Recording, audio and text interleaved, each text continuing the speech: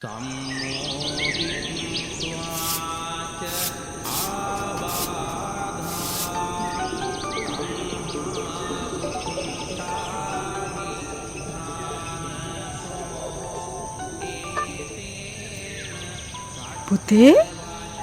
අම්මා බෙහෙත් ගත්තද? පුතා සල්ලි දාපු දවසේම ගත්තා. මේ පුතාට එහෙමකුත් ප්‍රශ්න නෑ නේද? නෑ අම්මා. මට හම්බුනේ ඒජන්සි එක ගොඩක් හොඳයි. එන්න කලින් හැමදේම හරියට කියලා දෙනවනේ. අනික මං හිතපු විදිහේ ජොබ් එකක් තමයි මට ලැබුණේ. අනේ වාසනාවන් මම බයේ හිටියේ.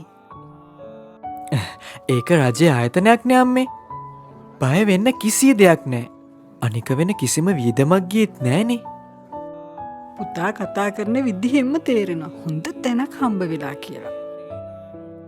ඒත් ඉතින් මට දුක. පුතා තනියම නොදන්න රටක ඉන්න එක ගැන. නෑ අම්මේ. මම තනියෙන් හිටියට එයාලා මං ගැන හොඳට හොයලා බලනවා. ඒක නිසා මට කිසිම තනිකමක් දැනෙන්නේ නෑ. පුතාගේ වාසනාවට ඔය වගේ ආයතනයක් හම්බ වුණේ. ඔන්න දැන් නංගිත් එන්න හදන්නේ. නංගිටත් කියන්න මං දාපු ඒජන්සි එකෙන්ම ඇප්ලයි කරන්න කියලා. හොඳයි පුතේ.